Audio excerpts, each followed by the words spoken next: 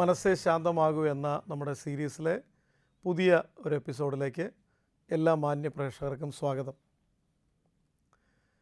കുറച്ച് നാൾ മുമ്പ് കൗൺസിലിങ്ങിന് വേണ്ടി എൻ്റെ അടുത്ത് ഒരു കപ്പിൾ വന്നു. കല്യാണം കഴിഞ്ഞിട്ട് ഏകദേശം 8 മാസങ്ങളായിട്ടുള്ളൂ. അപ്പോൾ ഈ ഹസ്ബൻഡാണ് പറഞ്ഞു തുടങ്ങുന്നത്, എൻ്റെ സാറേ കല്യാണം കഴിഞ്ഞപ്പോൾ ഏകദേശം 8 മാസങ്ങളായി, ഒരു രസമില്ല കുടുംബജീവിതം. അപ്പോൾ എന്നാ പറ്റി? ഇവളൊട്ടും റൊമാൻറ്റിക് അല്ല സാർ. ഇവളൊരുമാതിരി, എനിക്ക് 7ാം ക്ലാസ്സിലൊക്കെ ഒരു കണക്ക് ടീച്ചറുണ്ടായിരുന്നു, ഇങ്ങനെ ചൂരിലും പിടിച്ച് ഇങ്ങനെ നടക്കുന്ന ആ ഒരു ചിത്രമാണ് എൻ്റെ മനസ്സിലേക്ക് വരുന്നത്. അത് ചെയ്യരുത്, ഇത് ചെയ്യരുത്, നിങ്ങൾക്ക് അങ്ങനെ ഉണ്ടോ, ഇങ്ങനെ ചിന്തയുണ്ടോ, അതുണ്ടോ, ഇങ്ങനെയൊക്കെ. എൻ്റെ സാറേ കുടുംബജീവിതം ഒരു രസമില്ല. സാറ് ഇവിടെ ഒന്ന് പറഞ്ഞ് മനസ്സിലാക്കി കൊടുക്കണം. അപ്പോൾ ഞാൻ പുള്ളിക്കാരത്തിയോട് നേരെ തിരിഞ്ഞു. അപ്പോൾ പുള്ളിക്കാരത്തി പറഞ്ഞു, ഓക്കെ പുള്ളി പറഞ്ഞു കഴിഞ്ഞല്ലോ, ഇനി ഞാൻ പറയാമല്ലോ. സാറ് പുള്ളിയോട് ചോദിച്ചേ, 1 ലിറ്റർ പാലിന് എന്നാ വില എന്ന് ചോദിച്ചേ, 1 കിലോ തക്കാളിക്ക് എന്നാ വില എന്ന് ചോദിച്ചേ. അറിയില്ല സാർ. കാരണം എന്നാ, പുള്ളി വിചാരിച്ചുകൊണ്ടിരിക്കുന്ന കുടുംബജീവിതം എന്ന് പറയുന്നത് എൻജോയ് ചെയ്യുക, അടിച്ചു പൊളിക്കുക, തമാശ പറയുക. സാറേ അതുകൊണ്ടൊക്കെ ഒരു കുടുംബജീവിതമായോ? ഇദ്ദേഹം ഹസ്ബൻഡ് അല്ലേ, കുടുംബത്തിൻ്റെ കാര്യം നോക്കണ്ടേ? അപ്പം ഞാൻ ഇദ്ദേഹത്തോട് ചോദിച്ചു, ഇച്ചിരി ബാക്ക്ഗ്രൗണ്ടൊക്കെ ഒന്ന് പറയാമോ, ഫാമിലി? സാർ പറയാം. അപ്പൻ, അമ്മ, 2 ചേച്ചിമാർ. ഞാനാണെങ്കിൽ എൻ്റെ തൊട്ടുമൂത്ത ചേച്ചിയും ഞാനും തമ്മിൽ 8 വയസ്സിൻ്റെ വ്യത്യാസമുണ്ട്. അപ്പം ശരിക്കും ഇഫക്റ്റീവ്ലി എനിക്ക് 4 പാരൻസ് ഉണ്ടായിരുന്നു. അപ്പനും അമ്മയും 2 ചേച്ചിമാരും. എൻ്റെ എല്ലാ കാര്യങ്ങളും അവർ നോക്കിക്കോളും, ഞാനൊന്നും അറിയണ്ട. ആകെ എനിക്ക് വീട്ടിലുള്ള ഒരു ഉത്തരവാദിത്വം എന്ന് പറഞ്ഞാൽ 4 ചളിയടിക്കുക, എല്ലാവരെയും ചിരിപ്പിക്കുക. അല്ലാതെ സീരിയസ് ആയിട്ട് ഞാൻ എന്തെങ്കിലും കാര്യങ്ങളൊക്കെ ചെയ്ത് ആരും അറ്റൻഷൻ തരത്തില്ല. വെളുപ്പടിച്ചാൽ എല്ലാവരും ആസ്വദിക്കും. അപ്പം നമുക്ക് മനസ്സിലായില്ല ഈ പുള്ളിക്കാരൻ്റെ പശ്ചാത്തലവും പുള്ളിയുടെ ഇപ്പോഴത്തെ ബിഹേവിയറും തമ്മിലുള്ള കണക്ഷൻ. അപ്പം ഞാൻ നേരെ ഇനി ഈ ഭാര്യയോട് ചോദിച്ചു, നിങ്ങളുടെ പശ്ചാത്തലം എന്ന് പറയാമോ? പശ്ചാത്തലമോ, തീയിൽ കുരുത്തതാണ് ഞാൻ സാർ. എന്നുവെച്ചാൽ ഞാനേ 9ാം ക്ലാസ്സിൽ പഠിക്കുമ്പോൾ എൻ്റെ അമ്മ മരിച്ചതാണ്. പിന്നെ എനിക്കൊരു അനിയത്തിയുണ്ട്. ഞാൻ രാവിലെ എഴുന്നേറ്റ് കുക്ക് ചെയ്ത് എൻ്റെ അനിയത്തിക്കുള്ള എല്ലാം പാക്ക് ചെയ്ത് പപ്പായ്ക്കുള്ളതെല്ലാം റെഡിയാക്കിയിട്ട് വേണം പപ്പായ വിടാൻ. അനിയത്തി വഴിതെറ്റിപ്പോവാതിരിക്കാൻ അവളെ ഉപദേശിച്ച് നോക്കി നടത്തി ഞാനാ. ഡിഗ്രിയൊക്കെ ആയപ്പോൾ പപ്പ പോലും എന്നോടാണ് ഉപദേശം ചോദിച്ചുകൊണ്ടിരുന്നത്. അപ്പോൾ മനസ്സിലായില്ലേ നമ്മുടെ കണക്ക് ടീച്ചർ ഏത് വഴിയാണ് വന്നതെന്ന്. അതായത് ഒരു കുടുംബജീവിതം, കുടുംബത്തിലേക്ക് പ്രവേശിക്കുന്ന ഏത് വ്യക്തികളും 2 പശ്ചാത്തലങ്ങളിൽ നിന്നാണ് ഈ ഭർത്താവും ഭാര്യയും വരുന്നത്. 2 പശ്ചാത്തലങ്ങളിൽ നിന്ന്. അവരുടെ പേഴ്സണാലിറ്റി ടോട്ടലി ഡിഫറെൻ്റാണ്. ഇപ്പം നമുക്കിന്ന് കുറച്ച് പ്രീ മാരിറ്റൽ ഗൈഡൻസ് ആകാം. ദൈവം സൃഷ്ടിപ്പ് നടത്തിയതിനെക്കുറിച്ച് ഉൽപ്പത്തി പുസ്തകം 1:26-27 വാക്യങ്ങളിൽ അവരെ ആണും പെണ്ണുമായി സൃഷ്ടിച്ചു എന്നൊരു വാക്യമുണ്ട്. പുരുഷന്മാർ ശരിക്കും പറഞ്ഞാൽ ഒത്തിരി വർത്തമാനം പറയാൻ അറിയില്ലാത്തവരാണ്. പൊതുവെ പറയുകയാണ്, എല്ലാവരെയും കുറിച്ചല്ല. അവർക്ക് ഈ വാക്കുകളൊക്കെ ഭയങ്കര പരിമിതമാണ്. ചില പഠനങ്ങൾ പറയുന്നത്, പ്രത്യേകിച്ചും ജോൺ ഗ്രേ ഒക്കെ അങ്ങനെയുള്ള ആൾക്കാരൊക്കെ പറയുന്ന ഒരു മനസ്സിലാക്കൽ, പുരുഷന്മാർക്ക് ഒരു ദിവസം 7000ഓളം വാക്കുകൾ ഉപയോഗിക്കാനുള്ള കഴിവുണ്ട്, 7000 വേർഡ്സ്. എന്നാൽ സ്ത്രീകൾക്ക് ഒരു ദിവസം 22,000, 22,000ഓളം വാക്കുകൾ ഉപയോഗിക്കാനുള്ള കഴിവുണ്ട്. അപ്പോൾ ആ സൃഷ്ടിപ്പിൻ്റെ വ്യത്യാസം കണ്ടോ? പുരുഷന്മാരാണെങ്കിൽ ഭയങ്കര ലോജിക്കലി ചിന്തിക്കുന്നവരാണ്. പൊതുവേ പറയുകയാണ്, എല്ലാവരുടെയും കാര്യമല്ല. അതങ്ങനെയാണെങ്കിൽ ഇതിങ്ങനെയാണെങ്കിൽ ഇങ്ങനെ അങ്ങനെ അത് ഇത് ഭയങ്കര ലോജിക്കാണ്. പക്ഷെ ഭാര്യമാർ, സ്ത്രീകൾ പൊതുവേ എല്ലാം ഇമോഷണലി ചിന്തിക്കാൻ ആഗ്രഹിക്കുന്നവരാണ്. അല്ല, നമ്മളത് അവരെന്തോ വിചാരിക്കും, അല്ല നമ്മളങ്ങനെ വെറും കൈയായിട്ട് പോകാൻ പാടില്ല, നമ്മൾ അല്ല രോഗിയെ കാണാൻ പോലും 1 കിലോ ആപ്പിളും കൂടെ വാങ്ങിച്ചുകൊണ്ട് പോകണം, ഇല്ലെങ്കിൽ അവർക്കത് ഫീൽ ചെയ്യും.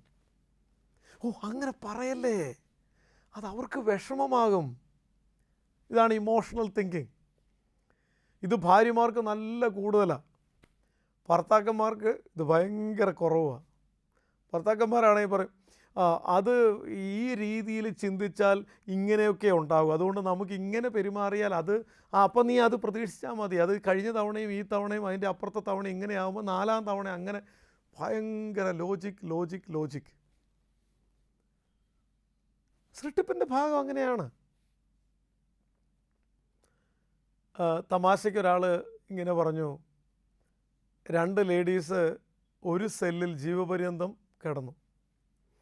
2 പേർക്കും ഒരു ദിവസമാണ് ജയിലിൽ നിന്ന് പുറത്തിറങ്ങാൻ പറ്റിയത്. പുറത്തേക്ക് ഇറങ്ങിയപ്പോൾ ഒരാൾ അടുത്തയാളോട് പറയാം, എന്നാൽ ബാക്കി ഞാൻ പിന്നെ പറയാം. അതുപോലെ സംസാരിക്കാൻ ആഗ്രഹിക്കുന്നവരാണ് പൊതുവെ, ജനറലി സ്പീക്കിംഗ്. അപ്പോൾ നിങ്ങൾ ആലോചിച്ച് നോക്കേ, എന്താണൊരു കല്യാണം, ഒരു കുടുംബം, വിവാഹം? എൻ്റെ ഒരു ഡെഫിനേഷൻ ഞാൻ പറയാം. Marriage is A fusion of 2 different personalities whose intention is to grow into maturity and happiness and to fulfill God's purpose for humanity in this world. അതിൻ്റെ ബൈഫർക്കേഷൻസ് പറയാം. ഒന്ന്, marriage is A fusion of 2 different personalities. അതായത് 2 വ്യത്യസ്ത വ്യക്തിത്വങ്ങൾ ഒന്നായിത്തീരുന്നു. Simply ഇങ്ങനെ ചിന്തിച്ചാൽ മതി. 28 വയസ്സുള്ളൊരു ചെറുക്കൻ 25 വയസ്സുള്ളൊരു പെണ്ണിനെ കല്യാണം കഴിക്കുകയാണെങ്കിൽ അവൻ്റെ സ്വഭാവം, അവൻ്റെ ശൈലി, അവൻ്റെ ശീലങ്ങൾ 28 വർഷമെടുത്ത് രൂപപ്പെട്ടാണ്. അതാണ് ലെവൽ ചിന്തിക്കുന്നത്, 2 ആഴ്ച കൊണ്ട് ഞാൻ ആളെ ചേഞ്ച് ചെയ്ത് നടക്കൂല. അവൾ 25 വർഷം എടുത്താണ് അവളുടെ ശൈലി, ശീലം, സ്വഭാവം, രീതി എല്ലാം രൂപപ്പെട്ടത്. അപ്പോൾ ഇവൻ വിചാരിക്കും അത് ഞാൻ ഈസിയായിട്ട്, നടക്കൂല, മാറ്റാൻ പറ്റൂല. പ്രത്യേകിച്ചും നമ്മുടെ ഫോർമേഷൻ മനസ്സിലാക്കാതെ കുടുംബജീവിതത്തിലേക്ക് കയറിയാൽ അക്സെപ്റ്റ് ചെയ്യാനും അഡ്ജസ്റ്റ് ചെയ്യാനും ഭയങ്കര പാടായിരിക്കും. 2-3 എക്സാമ്പിൾസ് പറയാം. ഒരു കുട്ടി മാത്രമുള്ളൊരു വീട് ചിന്തിച്ച് നോക്കിയേ. ഒരു കുട്ടി മാത്രം. അപ്പോൾ അത് പെൺകുട്ടിയാകും ആൺകുട്ടിയാകും. മിക്കവാറും, എല്ലായിടത്തും അല്ല, മിക്കവാറും ഈ കൊച്ചിനെ സെൻറ്റർ ഓഫ് അട്രാക്ഷൻ ആക്കും. കാരണം വേറൊന്നും ഇല്ലല്ലോ, ഇത് മാത്രമല്ലേ ഉള്ളൂ.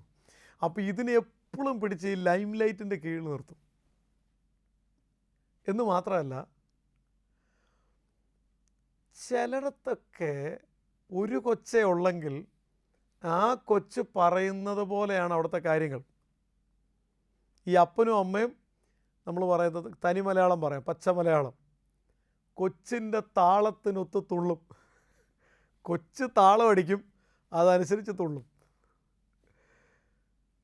ഒരു കൊച്ചല്ലേ ഉള്ളൂ, അത് കരയാൻ പാടില്ലല്ലോ, അതുകൊണ്ട് അതിനെ ശാസിക്കില്ല, അതുകൊണ്ട് അതിനെ ശിക്ഷിക്കില്ല.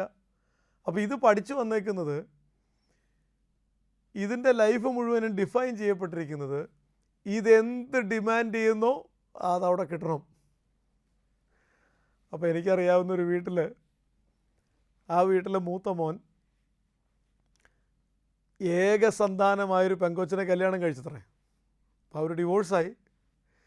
അപ്പോൾ അതിലെ പറഞ്ഞു വന്നപ്പോൾ ഒരു കാര്യം അവർ പറഞ്ഞത് ഇതാണ്, എൻ്റെ സാറ് എന്നെ ഈ പറയുന്നത്, കല്യാണമൊക്കെ കഴിഞ്ഞ് പെങ്കൊച്ചിനെ വീട്ടിലാക്കാൻ വന്നപ്പോഴേ അമ്മ അപ്പനെയും അമ്മയും വിളിച്ച് മാറ്റി നിർത്തി വെച്ച് പറയും, അതേ കൊച്ച് രാവിലെ ഒരു 10 മണിയൊക്കെ ആകാതെ എഴുന്നേക്കത്തില്ല കേട്ടോ, അതിന് വെളുപ്പിനൊന്നും വിളിച്ചാകല്ലേ, എഴുന്നേറ്റ് വരുമ്പോൾ ആദ്യം ഒരു ഗ്ലാസ് പാല് കൊടുക്കണം, അത് കഴിഞ്ഞ് ബ്രേക്ക്ഫാസ്റ്റിൻ്റെ കൂടെ ഏത്തയ്ക്കാപ്പഴം നിർബന്ധമാണ്, ഇതെല്ലാം കൊടുത്തോക്കണം കേട്ടോ. അപ്പോൾ ഇവർ ഇവിടെ അതൊന്നും നടക്കില്ല, ഇവിടെ അവൾ വെളുപ്പിന് എഴുന്നേക്കേണ്ട വരും 5:30. അടുക്കളയിൽ കയറി ചോറും കറിയൊക്കെ വെക്കേണ്ട വരും, പാത്രമൊക്കെ കഴുകേണ്ട വരും. ഇവിടെ ചെറുക്കൻ ജോലിക്ക് പോകുമ്പോഴേക്ക് ഇവള് വേണം ഇവിടെ എല്ലാം ചെയ്യാൻ. അവർ പറഞ്ഞു അതൊന്നും നടക്കില്ല. കാര്യം എന്നാന്ന് വെച്ച് കഴിഞ്ഞാൽ അവിടെ ആ കൊച്ചിനെ വളർത്തിയത് ഒന്നും ചെയ്യിപ്പിക്കാതെയാണ്. ഓളിനെ സഡൻ ഒരു വീട്ടിൽ ചെന്ന് ഇതെല്ലാം കൂടെ ചെയ്യാൻ പറഞ്ഞാൽ ആ കൊച്ചു ചെയ്യുമോ? നടക്കുന്ന കാര്യമല്ല. ആ കൊച്ചിനെ വെളുപ്പിന് എഴുന്നേറ്റ് ശീലിപ്പിച്ചിട്ടേ ഇല്ല. എന്നിട്ടാണ് കല്യാണം കഴിഞ്ഞൊരു വീട്ടിൽ ചെല്ലുമ്പോഴേക്കും നാളെ തൊട്ട് നീ 5:30. അപ്പോൾ ഈ ഒറ്റ കൊച്ചുള്ള വീടുകളിൽ ചിലപ്പോൾ ഇതുപോലത്തെ ചില സ്പെഷ്യാലിറ്റി കാണുമായിരിക്കും. ഇതിനെ ഉൾക്കൊള്ളാൻ മനസ്സില്ലാത്ത ഭർത്താവ് ഈ കൊച്ചിനെ കെട്ടിയാൽ ഒരാഴ്ച, 2 ആഴ്ച, 1 മാസം, 2 മാസം എപ്പോൾ ഡിവോഴ്സായി എന്ന് ചോദിച്ചാൽ മതി. അപ്പം ഞാൻ പറഞ്ഞു വരുന്നത്, വിവാഹം കഴിയുന്നതിന് മുൻപേ വിവാഹം കഴിക്കാൻ ആഗ്രഹിക്കുന്നവർ കുറച്ച് കാര്യങ്ങൾ അറിഞ്ഞിരിക്കണം. വളരെ പ്രധാനപ്പെട്ട വേറൊരു കാര്യം പറയാം. കല്യാണാലോചന വന്നു, എന്നാൽ ചെറുക്കനും പെണ്ണുങ്ങളുടെ ഏകദേശമൊക്കെ ഇഷ്ടമായല്ലോ, എന്നാൽ പിന്നെ അവർ തമ്മിൽ സംസാരിക്കട്ടെ. ഒന്നാമത്തെ സംസാരത്തിൽ തന്നെ ചോദിക്കും, അതെ നേരത്തെ റിലേഷൻഷിപ്പ് വല്ലതും ഉണ്ടായിരുന്നു? അപ്പോൾ ഇത് കേൾക്കുന്നയാൾ ഉണ്ടായിരുന്നു അവിടെ, പിന്നെ എനിക്കുണ്ടായിരുന്നു. എന്നിട്ട് ഏതറ്റം വരെയൊക്കെ പോയിട്ടുണ്ട്? അവിടെയോ? ഇത് ചോദിക്കുമ്പം നമ്മൾ പറയുന്നത് എന്നാണെന്നറിയോ? അത് നമ്മൾ ട്രാൻസ്പെറൻ്റ് ആകുകയല്ലേ. നമ്മുടെ പഴയ എപ്പിസോഡൊക്കെ മൂടി വെച്ചിട്ട് നാളെ ഇതൊക്കെ അറിഞ്ഞാൽ എന്ത് സംഭവിക്കും? അതുകൊണ്ട് കല്യാണത്തിന് മുമ്പേ എല്ലാം തുറന്നു പറയൂ. അതിനകത്തൊരു ഇച്ചിരി കുഴപ്പമുണ്ട്. എന്നാ കുഴപ്പമെന്ന് ഞാൻ പറയാം. കുഴപ്പം നമ്പർ 1, ചിലപ്പോൾ ഈ നമ്മൾ സംസാരിക്കുന്ന ആളെ ഭയങ്കര സെൻസിറ്റീവ് ആയിരിക്കും. നമുക്ക് അറിഞ്ഞുകൂടല്ലോ, പഠിച്ചു വരുന്നല്ലേ ഉള്ളൂ.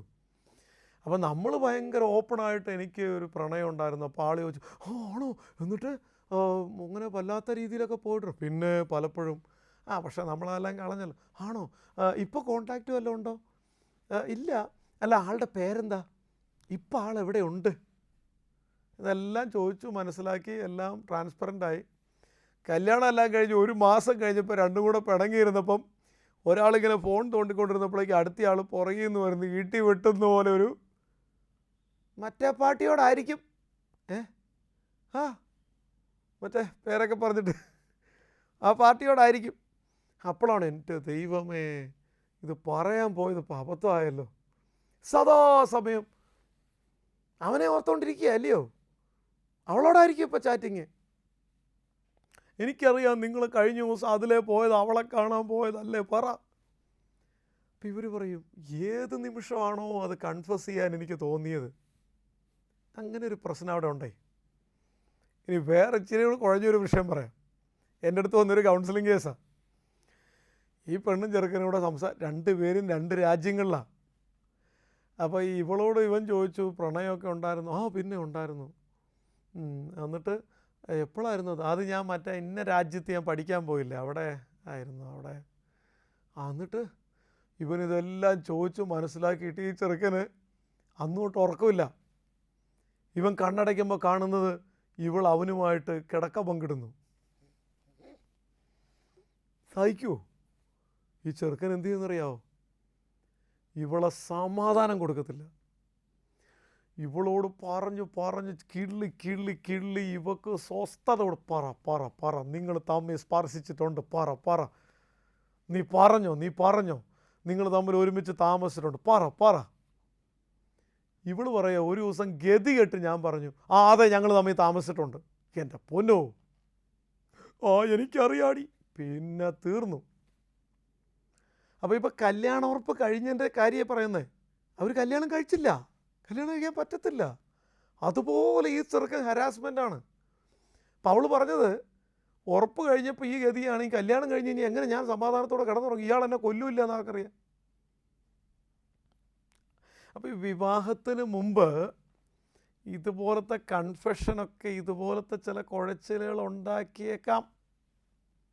അപ്പം നിങ്ങൾ പറയും എൻ്റെ സാറേ എന്നെ ഈ പറഞ്ഞു വരുന്നത് നമ്മുടെ ഈ കാര്യങ്ങളൊക്കെ മൂടി വെച്ചിട്ട് കെട്ടി നാളെ ഇതറിഞ്ഞു കഴിഞ്ഞാൽ. ഞാൻ പറയാം, പറയാം.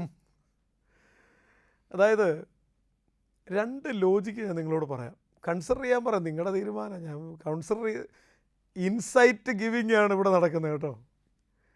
1-2 ചിന്തിക്കാൻ 1-2 കാര്യം പറയാം. 1, കല്യാണം കഴിയുന്നതിന് മുമ്പേ ഏതേലും പഴയ എപ്പിസോഡ് ഉണ്ടെങ്കിൽ, ഏതേലും പഴയ ബന്ധങ്ങൾ ഉണ്ടായിരുന്നെങ്കിൽ അത് കംപ്ലീറ്റ് ഇല്ലാതാക്കണം. പഴയ ബന്ധത്തിൻ്റെ 5% ബാക്കി വെച്ചിട്ട് കല്യാണത്തിലോട്ട് കയറരുത്. ഇച്ചിരി കൊണ്ട് വ്യക്തമാക്കാം. പഴയ റിലേഷൻഷിപ്പിൽ നിന്ന് കിട്ടിയ ഫോട്ടോ, ചാറ്റ്, ഡ്രൈവിൽ ശേഖരിച്ച് വെച്ചിരിക്കുന്ന മെമ്മറീസ്, ഗിഫ്റ്റുകൾ മൊത്തം നശിപ്പിച്ചേക്കണം. ഇതെല്ലാം നശിപ്പിച്ചിട്ട് കംപ്ലീറ്റ് ആ ചാപ്റ്റർ ക്ലോസ് ചെയ്തിട്ട് വിവാഹമെന്ന ചാപ്റ്ററിലോട്ട് കയറാവുള്ളൂ. അങ്ങനെ ക്ലോസ് ചെയ്യുമ്പോഴേ നിങ്ങൾക്ക് ചിന്തിക്കാൻ ഒരു വേദപുസ്തകത്തിൻ്റെ ചിന്തയും കൂടെ പറഞ്ഞുതരാം. 1, ദൈവം നിങ്ങളുടെ പാപങ്ങളെ മായ്ച്ചു കളയുന്നു. ഒരു വൈറ്റ് ബോർഡിൽ നിങ്ങൾ എന്തെങ്കിലും എഴുതിയിട്ട് അത് മായ്ച്ചു കളഞ്ഞാൽ എന്നെ ആ വൈറ്റ് ബോർഡിൽ എന്താ എഴുതിയെന്ന് ആർക്കും പിന്നെ തിരിച്ചറിയാൻ പറ്റത്തില്ല. പോയി അത്. ഇനി അടുത്തത്, നിങ്ങളുടെ പാപങ്ങളെ കിഴിയിൽ കെട്ടി സമുദ്രത്തിൻ്റെ ആഴങ്ങളിൽ എറിഞ്ഞു കളഞ്ഞിരിക്കുന്നു. എന്ന് വെച്ചാൽ നിങ്ങൾ സമുദ്രത്തിൽ ഒരു പ്ലെയിൻ പോയിട്ട് അതിനെ കിട്ടിയിട്ടില്ല, പിന്നെയാണ് ഒരു കിഴി, അത് പോയി. അതായത് ദൈവം നിങ്ങളോട് ക്ഷമിക്കുമ്പോൾ ദൈവം നിങ്ങളെ 100% റെസ്റ്റോർ ചെയ്യുക, പുതിയ സൃഷ്ടിയാക്കും, ബ്രാൻഡ് ന്യൂ. പിന്നെ പഴയ ആ തോന്നലും ആ ഓർമ്മകളും വെച്ചുകൊണ്ടിരിക്കേണ്ട ആവശ്യമില്ലെന്നാണ് ഞാനീ പറഞ്ഞു വന്നത്. That's gone. ഇനി അടുത്തൊരു കാര്യം നിങ്ങൾ ചോദിച്ചില്ലേ, അതിലേക്ക് വരാം. കല്യാണം എല്ലാം കഴിഞ്ഞ് പിന്നീട് ഒരിക്കൽ എനിക്കൊരു റിലേഷൻ ഉണ്ടായിരുന്നു എന്നറിഞ്ഞാലോ? അതെ, അതറിയുമ്പോഴേക്കും നിങ്ങൾ 2 പേരും കൂടെ നല്ല ബോണ്ടിങ് ഉണ്ടാകും. നിങ്ങൾ 2 പേരും മനസ്സുകൊണ്ട് നല്ല അടുപ്പം ഉണ്ടായിക്കഴിഞ്ഞാൽ അതൊക്കെ അറിഞ്ഞു കഴിഞ്ഞാൽ അതൊന്നും ആരും മൈൻഡ് ചെയ്യാൻ പോകുന്നില്ല. അല്ലാതെ ഇപ്പോഴേ ഞാൻ കള്ളനാണ്, ഞാൻ കള്ളിയാണ് എന്ന് പറഞ്ഞാൽ അത് കല്യാണം കഴിക്കാൻ തോന്നത്തില്ലെന്ന്. പക്ഷേ വിവാഹത്തിന് മുമ്പേ നിങ്ങൾ പ്രഗ്നൻ്റായി, നിങ്ങളുടെ റിലേഷൻഷിപ്പിലൊരു കുഞ്ഞൊക്കെ ഉണ്ടായി, ആ കുഞ്ഞിനെ എവിടെയെങ്കിലും കൊണ്ടാക്കി വെച്ച് അത് മറച്ചു വയ്ക്കണമെന്ന് ഞാൻ പറഞ്ഞില്ലേ? അതൊന്നും മറച്ചു വയ്ക്കാൻ പറ്റിയ കാര്യമല്ല. പിന്നെ വളരെ പ്രധാനപ്പെട്ടത്, കല്യാണം കഴിയുന്നതിന് മുൻപേ നിങ്ങൾ ചിന്തിക്കേണ്ടിയ, നിങ്ങൾ മനസ്സിലാക്കേണ്ടിയ വളരെ പ്രധാനപ്പെട്ട വേറൊരു കാര്യം ഞാൻ നിങ്ങളോട് പറയാം. നിങ്ങൾ നിങ്ങളുടെ കല്യാണത്തിന് മുൻപേ നിങ്ങളുടെ ചെറുപ്പത്തിലോ എപ്പോഴേലും ഏതെങ്കിലും ഒരു ശാരീരിക ലൈംഗിക അതിക്രമത്തിന് വിധേയപ്പെട്ടിട്ടുണ്ട് എങ്കിൽ എനിക്ക് തോന്നുന്നത് ഇത് കൂടുതലും ബാധിക്കുന്നത് പെൺകുട്ടികളെയാണ്. ചെറുക്കന്മാരൊക്കെ കുറേയൊക്കെ അതിൽ നിന്ന് പുറത്തു വരുന്നത് ഞാൻ കണ്ടിട്ടുണ്ട്, പെൺകുട്ടികളെ അപേക്ഷിച്ച്. അതുകൊണ്ടാണ് പെൺകുട്ടികൾക്ക് കൂടുതലായിട്ട് ഞാൻ ഈ പറയുന്ന കാര്യം ശ്രദ്ധിക്കണമെന്ന് ഞാൻ പറയുന്നത്. 8 വയസ്സുള്ളപ്പോൾ മ്യൂസിക് പഠിപ്പിക്കാൻ വീട്ടിൽ വന്ന ടീച്ചർ ഈ പെങ്കൊച്ചിനെ ലൈംഗികമായി ഉപയോഗിച്ചു. 8 വയസ്സുള്ള കൊച്ചിന് ഇത് എന്നാന്ന് ഒരു പിടിയില്ലായിരുന്നു. ഈ കൊച്ചിത് ആരോടും മിണ്ടിയില്ല. എന്തോ അഴുക്കുകാരിയാന്ന് മനസ്സിലായി, അതിൻ്റെ തെറ്റിൻ്റെ ആഴം മനസ്സിലായില്ലെന്നേ ഉള്ളൂ, അഴുക്ക് ചെയ്തു എന്ന് മനസ്സിലായി. അത് കുറേ നാൾ തുടർന്നു. ഇയാൾ നന്നായിട്ട് ഈ കൊച്ചിനെ അബ്യൂസ് ചെയ്തു. ഈ കൊച്ചിന് 16 വയസ്സായപ്പോഴാണ് ഈ കൊച്ചിന് ലൈംഗികത എന്താണെന്ന് നന്നായിട്ട് അറിഞ്ഞത്. അപ്പോഴാണ് ഈ 8 വയസ്സിൽ നടന്ന സാധനത്തിൻ്റെ എല്ലാ നെഗറ്റീവ് സംഗതികളും കൂടെ തലയ്ക്കകത്തോട്ട് ഇരച്ചു കയറി വന്നത്. ശരിക്കും ട്രോമ തുടങ്ങിയത് 16 വയസ്സിലാണ്. ഇത് പിടിച്ചു നിൽക്കാൻ പറ്റാതായപ്പോൾ അപ്പോഴേക്കെല്ലാം മ്യൂസിക് ടീച്ചറൊക്കെ ഏതിലെയോ പോയി, എവിടെയാണെന്ന് പോലും ആർക്കും അറിയത്തില്ല. പാരൻസിനോട് എന്ന് പറഞ്ഞു ഇങ്ങനൊരു കാര്യം ഉണ്ടായിട്ടുണ്ട്. അപ്പോൾ ഇവള് പ്രതീക്ഷിച്ച് പാരൻസ് ഇവളോട് അയ്യോ കൊച്ചേ, അയ്യോ ആണോ, എൻ്റെ ദൈവമേ, എൻ്റെ കൊച്ചിന് എന്ത് പറ്റിയ മോളെ, ഒരു കാര്യം ചെയ്യേ, മോക്കിപ്പോൾ എന്താ അതേക്കുറിച്ച് ഭാരമാണോ സങ്കടമാണോ, നമുക്കെന്നാൽ അവനെ കണ്ടുപിടിച്ചിട്ട് കേസ് കൊടുക്കാം നമുക്ക്, ഇങ്ങനെയൊക്കെ പറയുമെന്നാണ് അവൾ വിചാരിച്ചത്. പക്ഷെ പാരൻസ് പറഞ്ഞു പിന്നെ നിനക്ക് തോന്നിയായിരിക്കും. ഇനിയിപ്പോൾ ഇത്രയും വർഷം കഴിഞ്ഞിട്ട് 8 വർഷം കഴിഞ്ഞിട്ട് ഇപ്പോൾ പറയുന്നത്, അല്ലേലും നിനക്കൊരു ബോധമില്ല, ഇന്ന് ആ സമയത്ത് പറയണ്ടേ. അപ്പോൾ ഇവൾ ആശ്വാസത്തിന് എന്ന് പറഞ്ഞത് ഇവക്കിട്ട് 2 ഇടിയും കിട്ടി. അവരതിന് ഇനിയിപ്പം മിണ്ടണ്ട, ആരും അറിയണ്ട, അതിനെ എടുത്ത് വേസ്റ്റ് ബിന്നിലും ഇട്ടു. ഇവളുടെ ട്രോമ മാറിയോ? ഇവള് പിന്നെ കടന്ന് വർഷങ്ങളോളം അവനോടുള്ള വൈരാഗ്യം, ആ മ്യൂസിക് ടീച്ചറോടുള്ള വൈരാഗ്യം, എന്നെ ഇതുപോലെ ഉപദ്രവിച്ച് എന്നെ ഇതുപോലെ ചീത്തയാക്കി ആ മനുഷ്യൻ, അല്ലേലും എനിക്ക് ഈ അൺഫോർച്ചുനേറ്റ് ആയിട്ടുള്ള സിറ്റുവേഷൻ ഉണ്ടായല്ലോ എന്നും പറഞ്ഞ് ഈ കൊച്ച്, ഇതിന് പിന്നെ ചെറുക്കന്മാരോട് മിണ്ടാൻ തന്നെ പേടിയായി. ആരെങ്കിലും അടുത്ത് വന്ന് നിന്ന് ഇവള് മാറിപ്പോവും. അതുപോലത്തെ ട്രോമയായി. അപ്പോഴാണ് പ്രായം 26, കല്യാണത്തിൻ്റെ ഏകദേശമൊക്കെ ആയി. ചെറുക്കനോട് പറഞ്ഞു, അതെ എനിക്കൊരു കാര്യം പറയാനുണ്ട്, എനിക്കിങ്ങനൊരു ട്രോമ ഉണ്ടായിട്ടുണ്ട്. ചെറുക്കൻ പറഞ്ഞു, അത് സാരമില്ല.